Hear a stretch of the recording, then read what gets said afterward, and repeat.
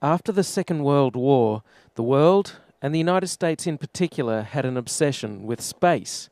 Space was the final frontier. After the evil empires of Hitler's Third Reich and Japan were defeated, it seemed like the sky was the only fence facing humanity in its progress and destiny. This time of unlimited dreaming of space was epitomized by things like the Jetsons. We were going to have hamburger bars in space. We were going to be flying off to all parts of the solar system. There were going to be hotels in space. We were going to have holidays on the moon and moonbake. German physicist Werner von Braun promised that we would have orbiting space stations. And this seemed to all be coming together during the Apollo moon landings between 1969 and 1972. The potential for space exploration seemed unlimited. It also brought great peril, with the Soviet satellite Sputnik being launched in 1957. Americans feared that the Soviets could launch nuclear weapons into their homeland. President Eisenhower was fully aware of the US Army's experiments on rockets that went into high altitude and into orbit, and that they were completely unsuccessful and came back a charred mess. But to the public, Sputnik seemed like a real threat. Eisenhower correctly assessed it as just being a tin can with a radio transmitter, but the US public saw this as the dawning of a new and frightening space age, where the Soviets could easily launch their deadly nuclear weapons from the center of Russia to the center of America. This documentary tries to show that Eisenhower was correct in his assessment. Sputnik was no trouble at all, and intercontinental ballistic missiles never came to be due to unsolved problems of re-entry. A senator from Massachusetts, John Kennedy, portrayed Eisenhower as being an old fuddy-duddy who was behind the times and asleep at the wheel, even though this was a completely unfair assessment. The only missile gap was in the minds of the American public with respect to what ICBM technology could really achieve. Supposedly, the Soviets had working intercontinental ballistic missiles with atomic warheads by the Cuban Missile Crisis of 1962. Well, then why did that crisis happen at all? Why should President Kennedy care where Khrushchev deployed his nuclear missiles, whether it was just off the coast in Cuba or launched by supposed space-going intercontinental ballistic missiles from the center of the Soviet Union? It's because true space-going ICBMs aren't possible, and this documentary explains why, and why the Cuban Missile Crisis was a threat. It's because only short-range nuclear missiles are possible. That's why putting them with such close proximity in Cuba was considered a danger by President Kennedy. Things seemed to finally be coming together with the moon landing. We were there on the surface of another planet. You could see it on TV. Well, first it was projected onto a silver screen, and then the TV cameras were allowed to film off the silver screen, because obviously you wouldn't want the real footage. I mean, if you want to go back and look at the real footage of the initial moon landing, you can't, because it's been taped over by NASA, and no one was fired, no one was punished. Of course, they want to get rid of the evidence. Now, at this stage, a band of Apollo faithful will be howling in protest, "We did go to the moon." Then why did nothing come of it? Why have we not been back in 40 years? The Apollo faithful will say, "Oh, it's budget priorities, we've been there, we've done that, it's not economical to mine on the moon." That just doesn't hold water. That's a load of rubbish. We haven't been back to the moon because we never went there in the first place. In the year 1994, I read a book by Ralph Renee which suggested just such a thing, that the entire moon landing had been a hoax. This is the reason why we don't have a moon base now, why we aren't mining on the moon. Werner von Braun promised a moon base by the 1980s. We don't have that. We have nothing in space, virtually nothing. There's the space shuttle, which does low Earth orbit, and there's some rockets that go up in the International Space Station. Supposedly they repair the Hubble telescope through spacewalks. Aside from that, though, we don't go anywhere in the solar system. There's no Jetsons future. There's no dawning of a space age for humanity where we can jet off to all points of the solar system whenever we want. Nothing happened. The moon landing stopped in 1972 and we haven't been back. We haven't been beyond the Van Allen belts. which many have pointed out have deadly radiation that living creatures can't survive, not even a tortoise or a cockroach, let alone a human being. In Ralph Rene's NASA Moon to America, he pointed out that physicist James Van Allen was the first one to discover that space had deadly nuclear radiation flying around all over the place. Not only were the Van Allen radiation belts deadly, which are like two orbiting toruses of nuclear radiation around the Earth, but later we found there were galactic cosmic rays, which were deadly. And when the sun is having solar flares, there's deadly radiation as well. There's 3 different sources of deadly radiation, and all of these very likely would have fried the astronauts if they went to the moon. So we're stuck here on Earth, at least as far as low Earth orbit goes. Well, at least that's what I had assumed until a few months ago. I'm looking at the picture of the Apollo entry vehicle and thinking, this truncated cone is not going to be stable in flight. This is going to roll over and over again. The top, the sides, the window are all going to be exposed to the huge heat in the direction of travel. They would tumble and roll out of control and mix up the astronauts inside, possibly injuring them or knocking them out with excessive G-forces. So while I had long suspected that the moon landing was fake, I had assumed that low Earth orbit was real and that the International Space Station was true. But my research of the last year has led me to the conclusion that not even low Earth orbit is possible, that the International Space Station is a hoax, and all manned space travel is fake.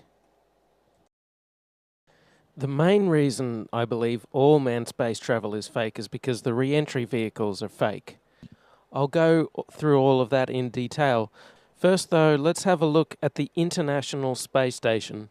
I want to talk about some of the anomalies I see there. For the inside of the International Space Station, there are a couple of zero-gravity tricks that they use to fake it. The first is they have a complete mock-up of the International Space Station built on the inside of an airplane. And that airplane does a bunch of rises and falls. It does a parabolic, upside-down parabolic trajectory, and that simulates zero gravity for traditionally about 30 seconds at the most. I think they can do it to about 45 seconds, judging by the length of time of these segments. They have to do a hard break, or they have to put the camera to the wall or away from a person, or they can link scenes together. They're quite clever in the CGI. It's difficult to tell all of their tricks. The other main way they simulate the zero gravity is with suspension in front of a blue screen. And they use that trick for extended periods of time, for longer than 45-second segments. But they can't move around as much. They can't do the acrobatic flips and rolls in the extended mode. So there's full motion mode where they can fully move around, and that's faked in a plane. And then there's suspended or extended mode where they're suspended by wires in front of a blue screen. They don't move around as much, but they can make the scene last for a longer period of time. In this scene, Chris Hadfield bends down in order to adjust something, and you can see on the back of his shirt a couple of upticks on either side where you would expect wires to come in on either side of that harness in order to support it. Of course, they've computer graphicked out the supporting wires. You can't actually see them, but what you can see is a very slight discoloration where it's slightly lighter and then it goes slightly darker. And that's strange. That shows a couple of things. First of all, it shows that this isn't live from space. They're often portraying that this is live. Of course, these things are fully choreographed and edited in advance to make sure that there's nothing too obvious that you can see that gives away that this is a suspension in front of a blue screen hoax. The other thing it shows is that this is not raw footage coming to us. This is edited stuff. This is supposed to be a legitimate space program. This is supposed to be the International Space Station, and we should be able to see whatever's going on. But they edit things because the whole thing is edited. In one extended mode scene, Chris Hadfield on the right is going back.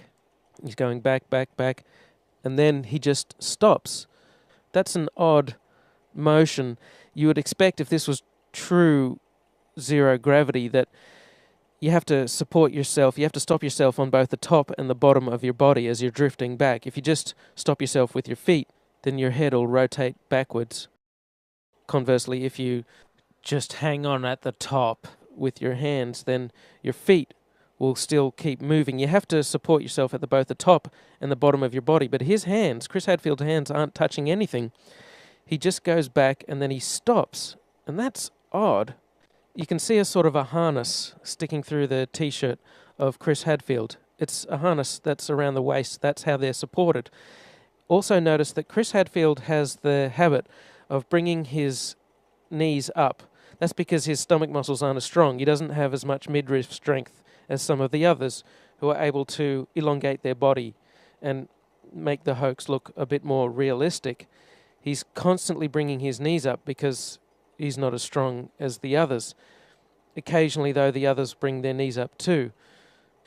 Notice that in the extended scenes, which seems to be done in front of a blue screen, like if you have a look at this guy going back towards the screen, there's some strange shadows there, look like they're CGI'd in.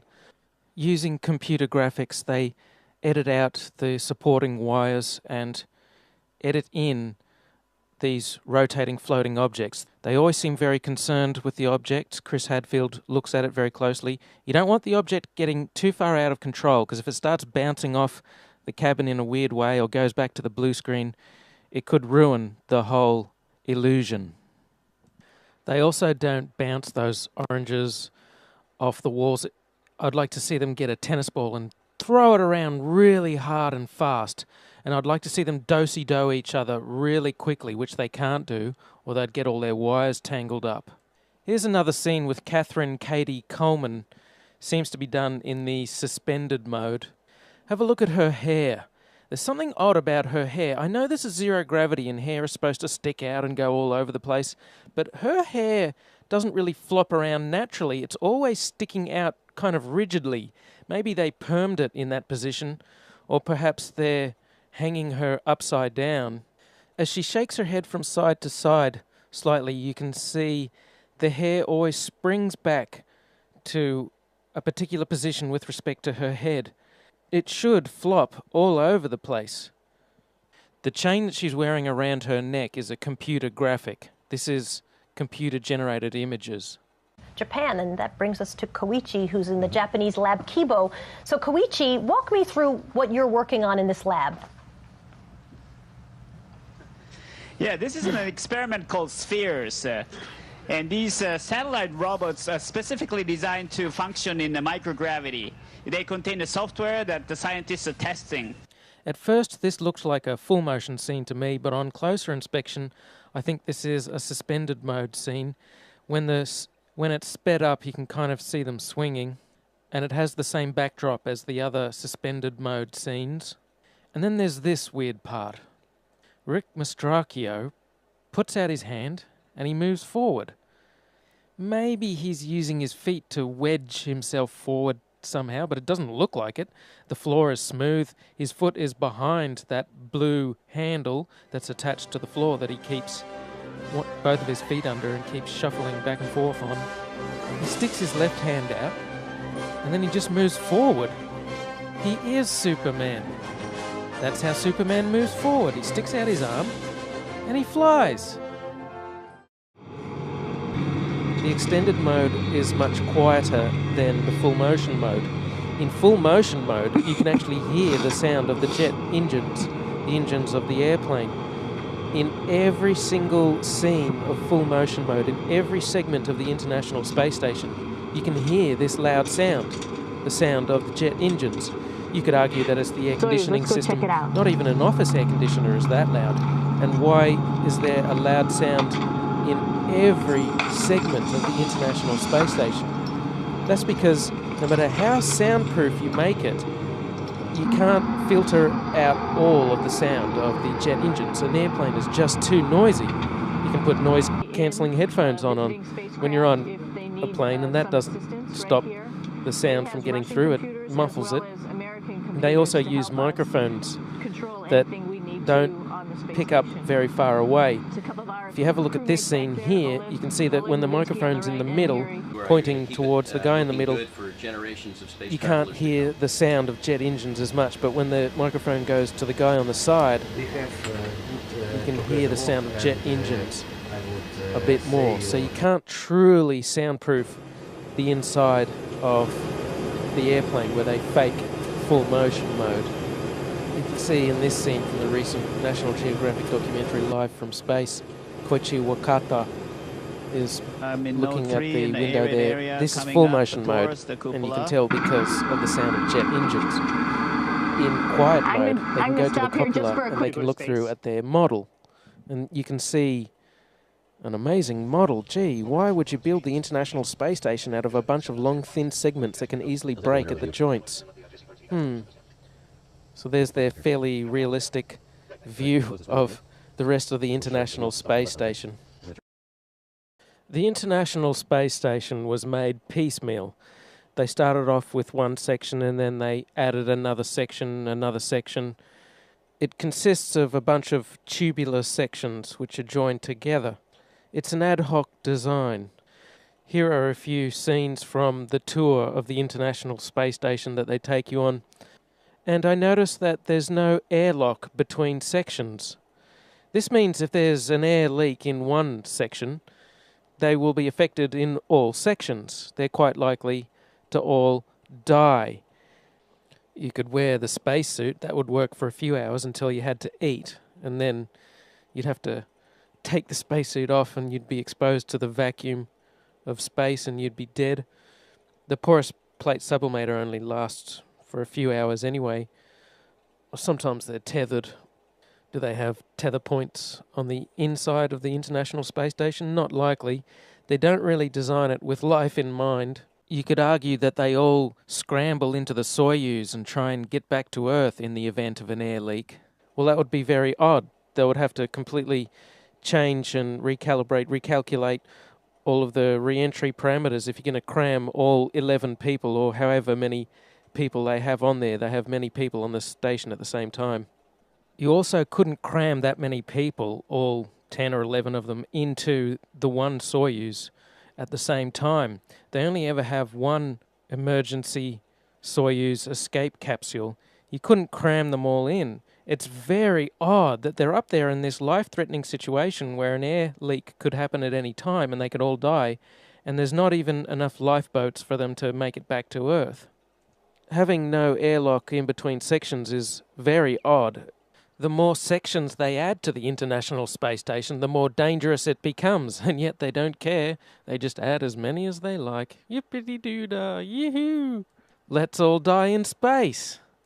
It will be just like that Sandra Bullock movie, Gravity, only the dying will be real. Lots of things could go wrong. They're on the edge of death every second, yet they act like giddy children with gay abandon. Another curious thing is, take this piece of exercise equipment. They've deliberately detached it from the wall so that it's not directly attached to the side of the International Space Station, so that when they exercise, when they do their movements, the movements don't translate to the station and don't move the station around. That's a wonderful concept. I like that idea. You wouldn't want the station to be moving around a lot. The problem is, this piece of equipment is the only thing that they isolate from the International Space Station. Every other movement is translated to the station. They don't care. They don't bother to isolate the station from the people moving around inside. They grab these blue handles, which are all over the station. They often have to stabilize themselves on these blue handles. There seems to be so much motion in the International Space Station. If you take Chris Hadfield, he's moving through the station at breakneck speed, and then he stops himself on the wall. That motion is going to be translated to the station. The station is very big, it weighs many tons, but in space there's really nothing to stop these motions from moving the position or the orientation of the space station. The International Space Station uses several large gyroscopes for attitude control to maintain its proper orientation and so on. And there's a reaction control system consisting of rockets as backup, supposedly. We can only presume that the rocket-based reaction control system isn't employed very often, as they don't talk about it, given that there are so many people inside moving around, moving gear around all the time. And every time the solar panels were moved, every time the Soyuz docked with it, there would be motions impinging on the station, and this would move the station. So what you'd need is a system of rockets on the outside burning fuel in order to stop the International Space Station from misaligning, from moving out of place. When it comes to satellites and things in orbit, you don't want them moving around a lot. The International Space Station changes in altitude somewhat, supposedly. It goes up and down. They supposedly bring up 3 tons of water every year. That's hard to believe, but let's take that at face value. But they never talk about huge amounts of rocket fuel. But even without the rockets, all of these motions of the astronauts and the solar panels moving around would put tremendous strains on the joints, and they're not flexible joints. Having a huge airproof flexible joint of that size would be an incredible engineering feat. They don't have them anyway. There's not supposed to be any relative motion between sections. The only time the International Space Station gets rockets to adjust it is when the automated transfer vehicles or the docking Soyuz space capsule comes, and that's come from the Earth, and that has its own rocket fuel, and that can adjust the altitude of the International Space Station. But that's only there from time to time. That's not there all the time. They would need a system of rockets there all the time, built into the station, but they don't have that. It's supposed to be one big, rigid vehicle, but that's the strange thing. They don't build the International Space Station with a tight center of gravity, with the pieces close together, with a small moment of inertia and a small radius, which is what you'd want if you're going to try to orient the spacecraft, if you're going to try and orient it with rockets or gyroscopes. You want a ball, you want a sphere. That's the type of shape that you need. Instead, they build the International Space Station out of long, thin segments, tubes that are joined together. That's a crazy way to build the International Space Station. That's the way a child would design the International Space Station. That's what I mean about it being an ad hoc, as-you-go type of design. They didn't really nut it out. They didn't think about it. The solar panels are on the end of the station, and that makes it even harder to control both the solar panels and the station as a whole.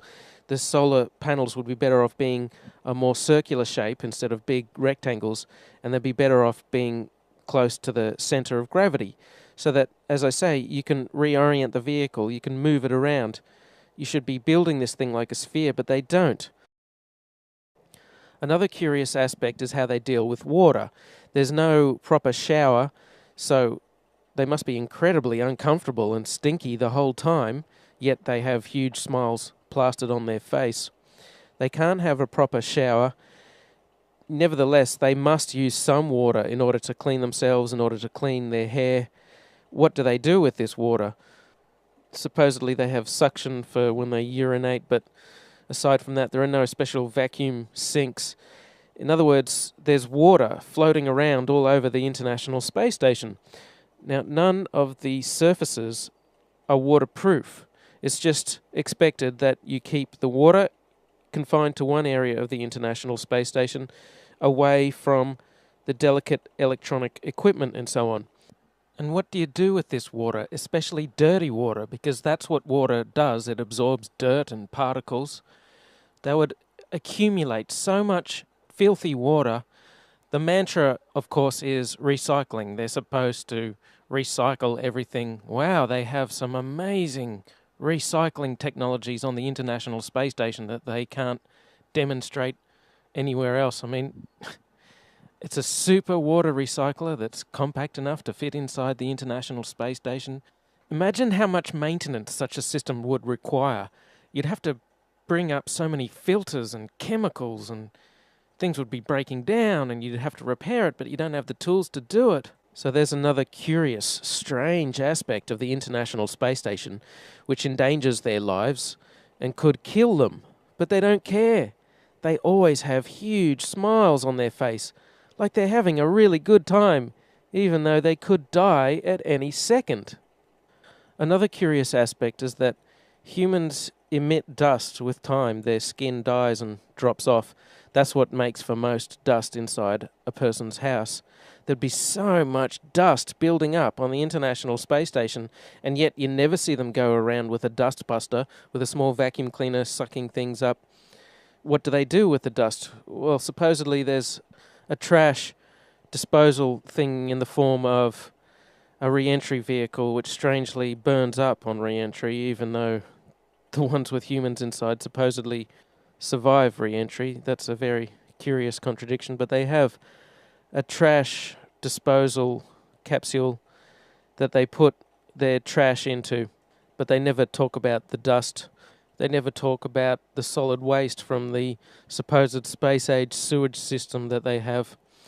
That's another strange thing, is supposedly they have a sewage system.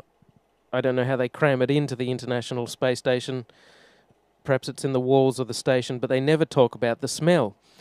It'd be impossible to avoid the smell of a sewage system in the walls of the International Space Station because they're trapped inside this tin can. It's completely sealed from the vacuum of space.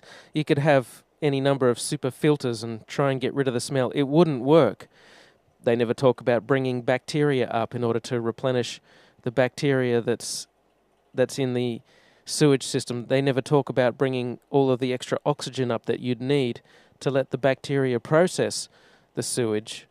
In fact, what they must do is simply store their feces in the cupboard. They would have to put on a pair of plastic gloves and grab their feces and put it in the closet. There's no sewage system on there. They can pretend that there's a sewage system. There's no sewage system. So in other words, they're living with their own feces, and the smell must be incredible. Yet they always have huge smiles plastered on their face, like the International Space Station is the best place in the world to be. But it would be awful. What about their laundry? Well, Chris Hadfield admits there's too much water taken for laundry. They don't do laundry. They just throw their clothes in the trash when they're done with them. Laundry piles up. Is there a way to clean clothes in space? No, it takes a lot of water, of course, a washing machine and a dryer. We don't have anything like that. So we just wear our clothes till they wear out, and then you throw them in the trash, and the trash is like a little unmanned resupply ship. And when it gets full of trash, then we close the hatch, and it undocks and backs away and falls down into the atmosphere. So your dirty laundry actually gets incinerated in the atmosphere. And so, wait a minute, you guys on the space station are throwing your underwear out, your dirty underwear out the window, and it's raining down on us?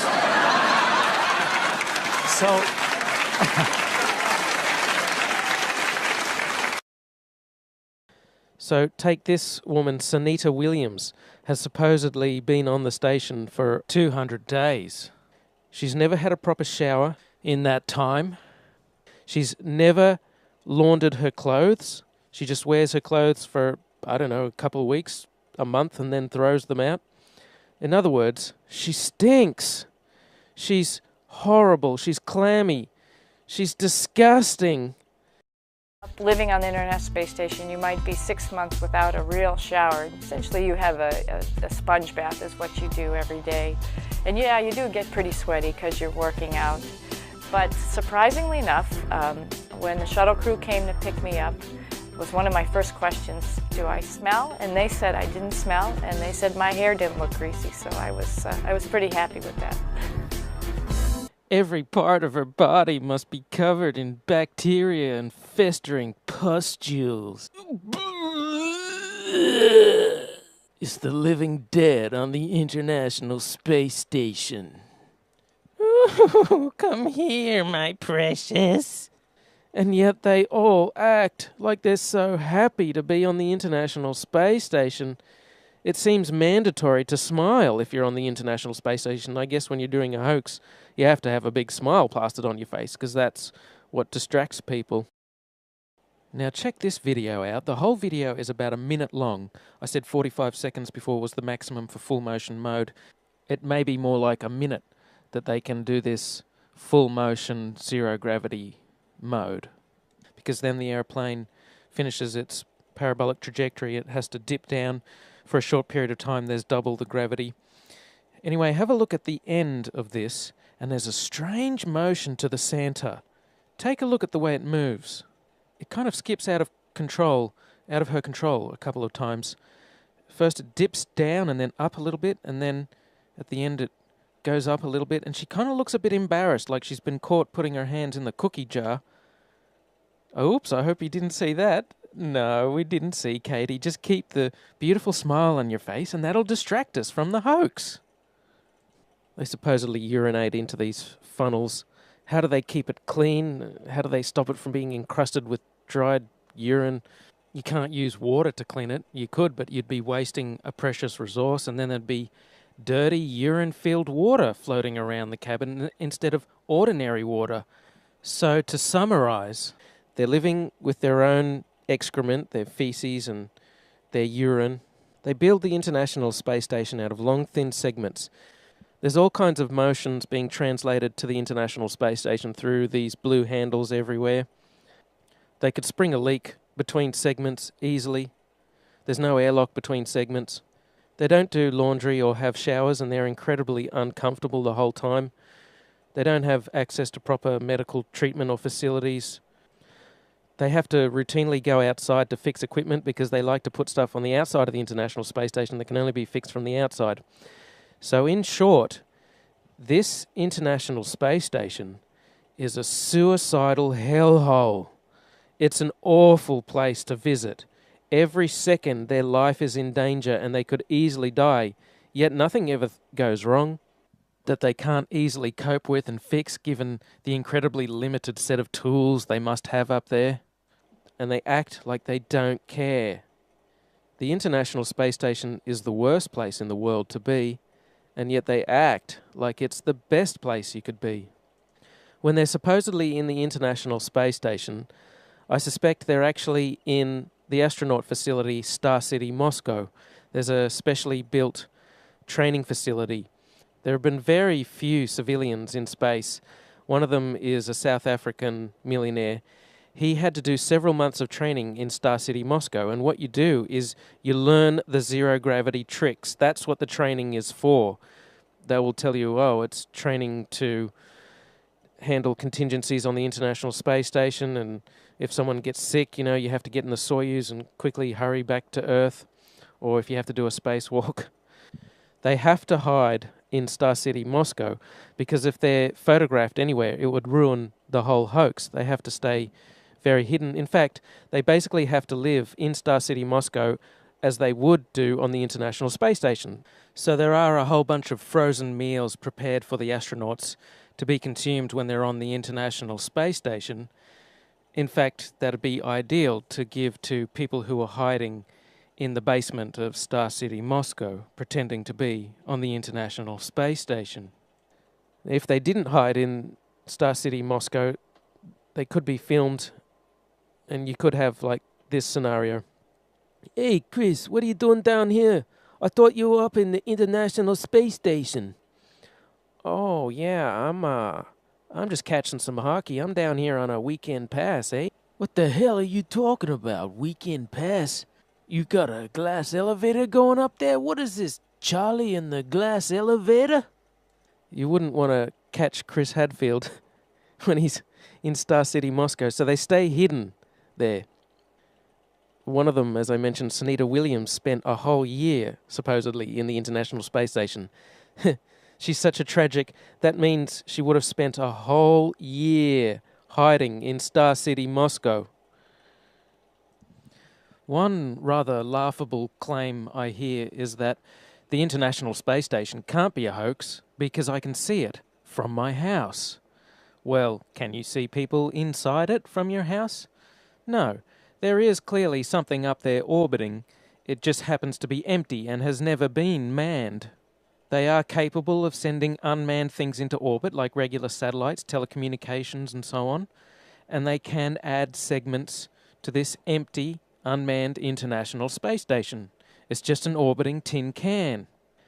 And the fact that it's empty means it won't really be subject to any forces moving it back and forth, and all the considerations I mentioned with people like Chris Hadfield going through the station at breakneck speed aren't a problem. So it's very possible to have an empty orbiting tin can, which is what the International Space Station is, and they have some cameras mounted up there as well to do some of the shots supposedly looking down from it. Another aspect of the illusion of space travel is spacewalks. These are faked inside a swimming pool. It's a custom-built swimming pool, and that's a great way to fake zero gravity. About 6 months ago, in 2013, a gallon of water leaked into one of their spacesuits in a matter of seconds. NASA doesn't really have a proper explanation for how on earth this could have happened. There shouldn't be water leaking into someone's helmet and a person almost drowning in space. How can you drown in space? They now wear snorkels to make sure that they don't drown in space. How can this be happening? A snorkel in space? There could be some water in the porous plate sublimator. When they were on the moon, they supposedly had about a gallon of water, but that cooling system is supposed to be well away from their head. There really is no sane explanation for why a gallon of water would leak into someone's spacesuit, unless you realize the whole thing is faked inside a swimming pool. In this scene, you can see the Chinese spacewalk, and you can see a bubble coming up from the guy's suit. How do you have a bubble in space? Space is supposed to be a vacuum, not a swimming pool, but it's obviously just a swimming pool filled with water. Obviously, there would be some equipment that they could only fix from the outside, but a lot of these spacewalks, it seems like equipment they easily could have configured to be accessible from the inside of the International Space Station. It seems more like an excuse to get out and show their other space trick, which is the faking of spacewalks in a swimming pool. In this vid, you catch a glimpse of someone wearing a scuba tank. Scuba tanks in space? Snorkels and scuba tanks in space? They act like a spacewalk is just a walk in the park, like there's very little danger involved at all. They're looking through the spacesuits. Oh, here's a spacesuit, we're going to go for a spacewalk.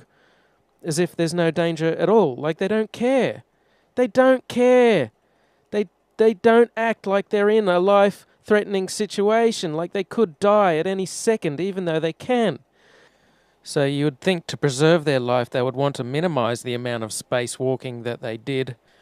But there seems to be an abundance of equipment on the outside of the International Space Station that constantly requires repairing, which makes for a good TV spectacle and is inspired by movies like Sandra Bullock's Gravity. And after Gravity came out, they of course had to do another spacewalk to fix some emergency, some piece of equipment that their lives depend on that amazingly they can fix every time. But you know what? Thanks to the genius of the engineers at NASA, they employ snorkels in space now, so that should stop them from drowning. So that's my tour of the International Space Station and roughly the halfway point in the video, and so a good place to end part 1 of 2 parts.